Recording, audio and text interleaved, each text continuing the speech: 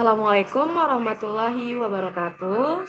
Kami dari kelompok 10 dengan studi kasus Dinas Perdagangan Kota Palu, yang dimana Dinas ingin memanfaatkan teknologi informasi untuk memetakan harga komoditas harian dan prediksi inflasi di pasar rakyat.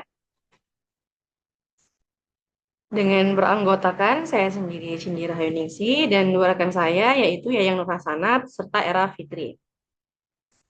Pendahuluan, Dinas Perdagangan Kota Palu berperan penting dalam mengelola sektor perdagangan, termasuk pasar tradisional, distribusi barang pokok, pemantauan harga, dan pelayanan perizinan. Namun tantangan seperti sistem manual, keterlambatan pelaporan, dan keterlambatan akses pemilik terhadap informasi perdagangan masih menjadi kendala. Dengan meningkatnya tuntutan masyarakat akan layanan yang cepat dan transparan, serta amanat regulasi seperti UU No. 25 tahun 2009 dan Perpres No. 95 tahun 2018, tentang SPBE pengembangan sistem informasi menjadi kebutuhan yang mendesak. Sistem ini diharapkan mampu mengintegrasikan proses internal Dinas Perdagangan secara digital, memberikan akses informasi real-time kepada masyarakat, mendukung pengambilan keputusan berbasis data, meningkatkan efektivitas pelayanan publik dan kepercayaan masyarakat. Analisis kebutuhan dilakukan untuk merancang sistem yang efisien, fungsional, dan sesuai dengan visi digitalisasi Pemkab Palu. Kemudian analisis kebutuhan sistem transformasi. Yang pertama itu Transaction Processing System atau TPS. TPS berfungsi mencatat, memproses, dan menyimpan transaksi harian operasional secara otomatis dan akurat. Di Dinas Perdagangan Kota Palu, sistem ini penting untuk menggantikan proses manual. Fungsi TPS di Dinas Perdagangan yakni yang pertama itu pencatatan transaksi, pengajuan, dan penerbitan izin usaha perdagangan. Kemudian pencatatan harian harga kebutuhan pokok oleh petugas pasar. Kemudian ada input data distribusi barang pokok dan strategis. Kemudian ada registrasi pedagang pasar dan data kios. Kemudian ada pengarsipan transaksi keluhan atau pengaduan masyarakat. Selanjutnya ada Management Information System atau MIS. MIS mengelola data dari TPS untuk menghasilkan laporan periodik dan ringkasan informasi untuk keperluan manajerial menengah. Fungsi MIS di Dinas Perdagangan yang pertama itu adalah laporan bulanan tren harga barang pokok per pasar dan per kecamatan.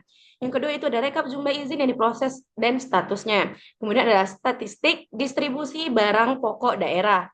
Kemudian ada laporan kinerja respon terhadap aduan masyarakat. Kemudian ada juga menyediakan informasi terstruktur untuk pengambilan keputusan di tingkat menengah. Dan yang terakhir ada mengidentifikasi pola dan kendala administrasi.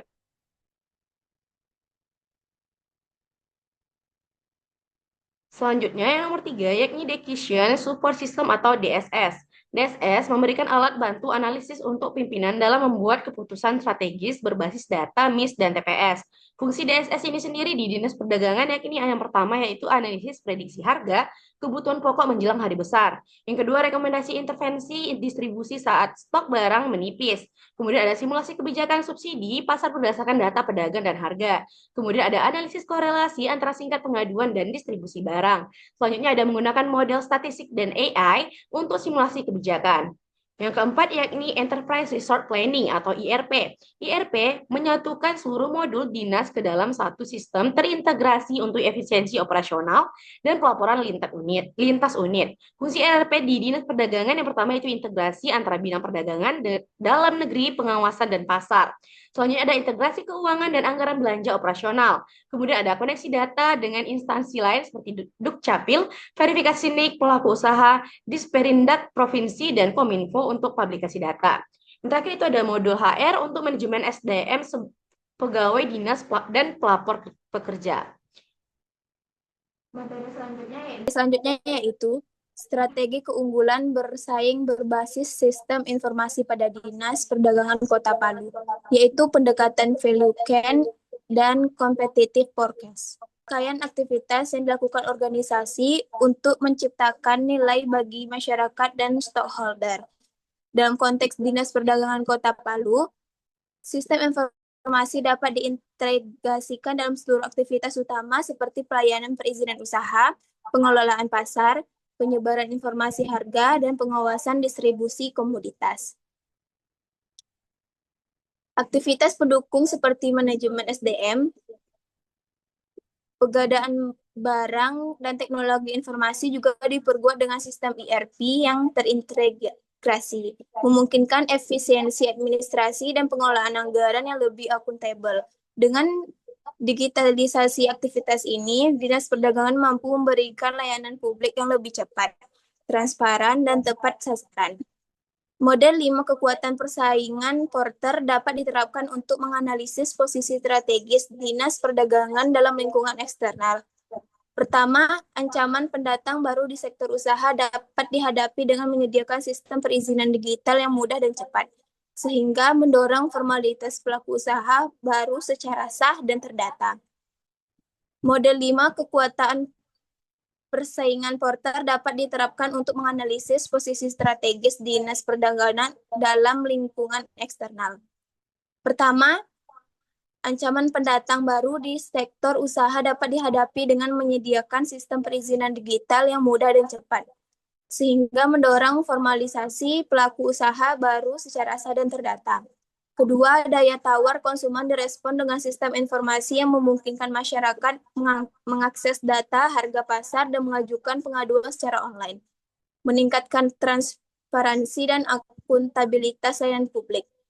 Ketiga, daya tawar pemasok barang kebutuhan pokok dapat dikelola dengan sistem pemantauan distribusi yang terintegrasi, sehingga memudahkan pengawasan dan pengambilan kebijakan. Dan keempat, untuk menghadapi ancaman substitusi dari platform digital swasta dan e-commerce nasional, Dinas Perdagangan dapat membina dan mendigitalisasi UMKM lokal melalui aplikasi promosi berbasis web, katalog produk lokal, dan pelatihan pemasaran digital.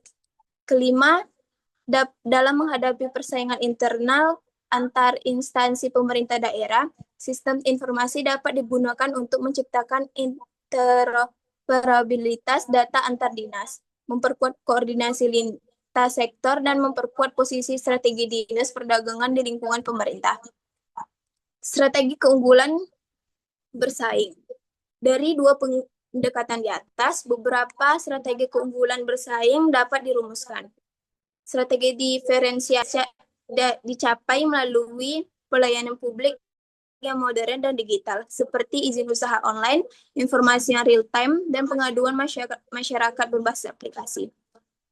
Strategi efisiensi biaya dicapai melalui otomatisasi proses internal, integrasi sistem antar bidang, dan pengurangan beban kerja yang manual. Sedangkan strategi fokus diarahkan pada pengembangan sektor UMKM lokal dan pasar tradisional melalui teknologi informasi yang mudah diakses dan digunakan oleh masyarakat menengah ke bawah. Selanjutnya, pemanfaatan data untuk pengambilan keputusan. Simulasikan bagaimana data dari sistem informasi bisa digunakan untuk pengambilan keputusan manajerial. Tampilkan contoh visualisasi data seperti KPI, dashboard, atau laporan digital sederhana. Simulasi naratif tentang bagaimana data dari sistem informasi dapat dimanfaatkan untuk pengambilan keputusan manajerial, khususnya dalam konteks Dinas Perdagangan Kota Palu. Disertai dengan contoh visualisasi data seperti KPI, dashboard, dan laporan digital sederhana. Dinas Perdagangan Kota Palu mengelola dan memantau pergerakan harga serta ketersediaan bahan pokok di pasar tradisional maupun retail modern. Melalui sistem informasi perdagangan yang integrasi, data dari pasar-pasar seperti Pasar Manonda, Pasar Impres, dan Pasar Pasomba dikumpulkan setiap hari oleh petugas lapangan. Data tersebut mencakup harga harian bahan pokok, volume stok barang, laporan keluhan dari masyarakat, serta data aktivitas pedagang. Data yang terkumpul secara otomatis diolah menjadi informasi visual yang bisa dilihat oleh manajemen dalam bentuk dashboard digital.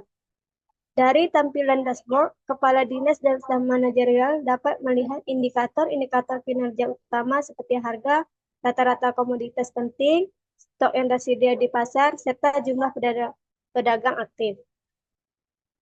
Baik, selanjutnya yakni roadmap transformasi digital susun roadmap atau tahapan transformasi digital selama 2-3 tahun beserta prioritas strategis pendekatan pelaksanaan serta tantangan internal dan eksternal.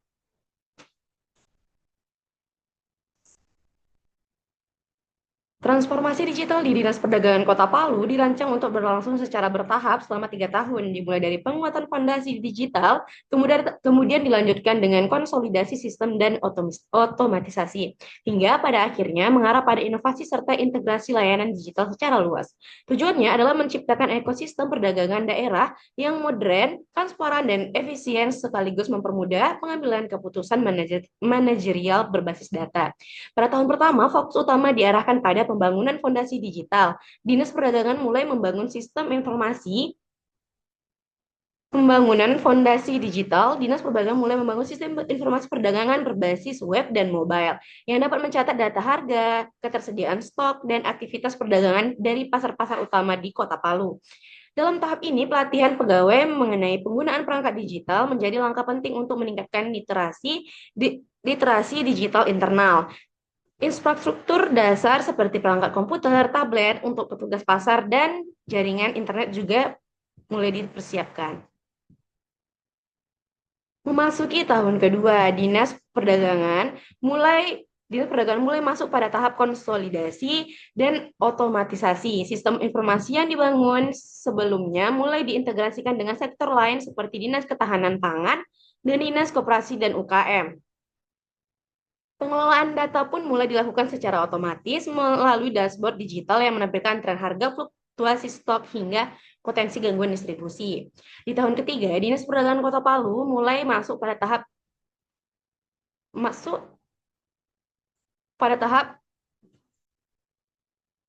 Di tahun ketiga, Dinas Perdagangan Kota Palu mulai mendorong fase ekspansi dan inovasi layanan digital diarahkan untuk bersifat terbuka dan responsif. Data perdagangan yang telah dikumpulkan selama 2 tahun sebelumnya dibuka melalui portal resmi dalam format open data, sehingga dapat diakses oleh akademisi, jurnalis, pelaku usaha, dan masyarakat luas. Analitik lanjutan seperti pemanfaatan kecerdasan buatan AI juga mulai diuji coba untuk memprediksi harga komoditas secara lebih akurat. Hasil analisis ini digunakan untuk menyusun kebijakan daerah yang berbasis prediksi pasar. Transformasi digital perdagangan Kota Palu memerlukan pendekatan kolaboratif antara pemerintah, pelaku usaha, komunitas lokal, sektor pendidikan, serta mitra swasta. Dengan perencanaan yang struktur dan dukungan kebijakan yang konsisten, Kota Palu berpotensi menjadi model pengembangan perdagangan daerah berbasis digital di wilayah Indonesia Timur. Tantangan yang internal, yang pertama itu rendahnya literasi digital pelaku usaha. Banyak pedagang pasar tradisional dan pelaku UMKM belum terbiasa menggunakan teknologi digital, baik untuk pencatatan, promosi, maupun transaksi. Hal ini menjadi keterbatasannya. Yang kedua yaitu keterbatasan sumber daya manusia atau SDM. Di instansi pemerintah, aparatur pemerintah daerah khususnya dinas terkait masih terbatas dalam hal keterampilan teknologi informasi dan pengelolaan sistem digital. Kemudian yang ketiga, kurangnya koordinasi lintas sektor. Transformasi digital memerlukan kerjasama antar instansi atau misalnya Dinas Perdagangan Kominfo dan Dinas UMKM. Namun koordinasi dan sinkronisasi program seringkali belum optimal. Sedangkan untuk tantangan eksternal itu sendiri, yang pertama akses internet yang belum merata. Beberapa pasar dan sentra perdagangan di Kota Palu, terutama di daerah pinggiran, masih belum memiliki akses internet yang stabil. Padahal ini adalah infrastruktur penting untuk digitalisasi. Yang kedua itu resistensi dari masyarakat atau konsumen. Sebagian masyarakat masih enggan bertransaksi secara online karena alasan ketidakpercayaan, kebiasaan lama, atau keterbatasan dalam penggunaan teknologi. Yang ketiga, kurangnya regulasi perlindungan konsumen digital yang kuat. Dalam transaksi daring, perlindungan konsumen, keamanan data, dan transparansi masih menjadi tantangan, terutama bagi pelaku UMKM yang memahami pentingnya aspek hukum digital. Yang keempat, persaingan dengan platform digital besar UMKM lokal dihadapkan pada persaingan langsung dengan produk-produk luar daerah atau luar negeri yang hadir melalui platform lebih besar seperti marketplace nasional. Hal ini membuat produk lokal rentan tersingkir jika tidak didukung strategi pemasaran digital yang lebih tepat. Kemudian yang kelima yaitu kurangnya dukungan ekosistem digital lokal. Dukungan dari sektor pendukung seperti logistik digital, pembayaran elektronik lokal, dan promosi berbasis data masih belum berkembang secara merata di Kota Palu.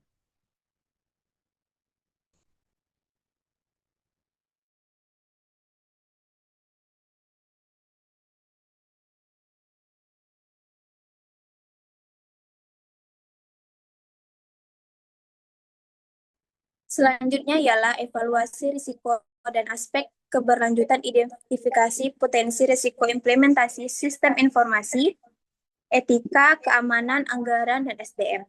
Berikan rekomendasi untuk memastikan keberlanjutan sistem di masa depan.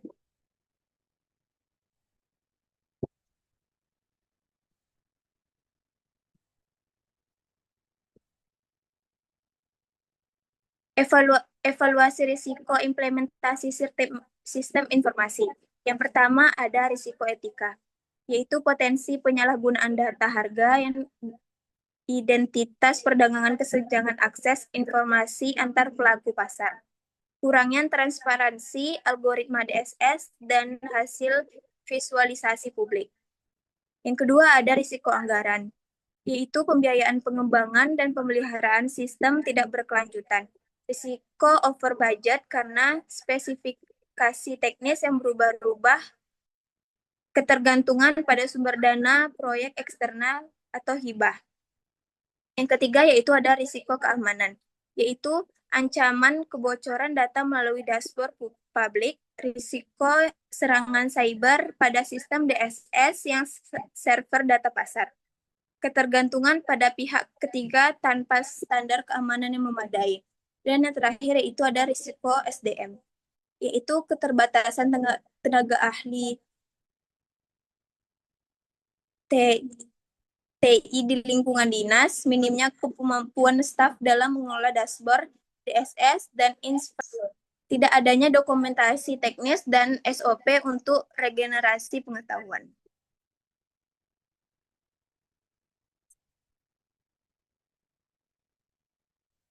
Rekomendasi untuk keberlanjutan sistem. Yang pertama ada tata kelola data dan etika digital. Tetapkan kebijakan etika pemanfaatan data publik dan DSS. Anonimkan data sensitif dan bangun literasi digital bagi pedagang. Yang kedua ada rencana pembiayaan berkelanjutan. Integrasikan pembiayaan dalam RPJMD dan Renstra Dinas. Kembangkan sistem secara bertahap atau modular untuk efisiensi anggaran. Libatkan CRR, CSR, atau swasta lokal untuk mendukung teknologi publik. Penguatan keamanan sistem. Tetapkan kebijakan etika pemanfaatan data publik dan DSS. Anonimkan data sensitif dan bangun literasi digital bagi pedagang.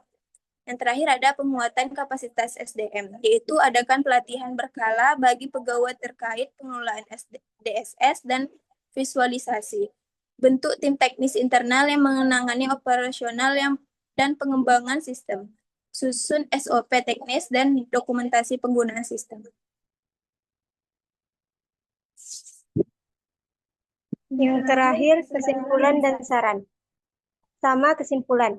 Transformasi digital di Dinas Perdagangan Kota Palu melalui penerapan sistem informasi terintegrasi seperti TPS, MIS, dan DSS adalah kebutuhan strategis yang tidak hanya meningkatkan efisiensi internal, tetapi juga membangun kepercayaan publik terhadap transparansi harga dan kebijakan pasar. Keberhasilan sistem ini akan sangat bergantung pada kepemimpinan manajerial, ketersediaan data berkualitas, serta investasi berkelanjutan dalam infrastruktur dan SDM. Yang kedua, saran. Prioritaskan pengembangan sistem dengan pendekatan bertahap dan modular. Libatkan pemangku kepentingan sejak awal, pasar masyarakat, dana akademis. Jadikan data sebagai fondasi utama dalam pengambilan kebijakan perdagangan daerah. Baik, mungkin itu saja presentasi dari kelompok kami. Lebih dan kurang kami mohon maaf. Wassalamualaikum warahmatullahi wabarakatuh.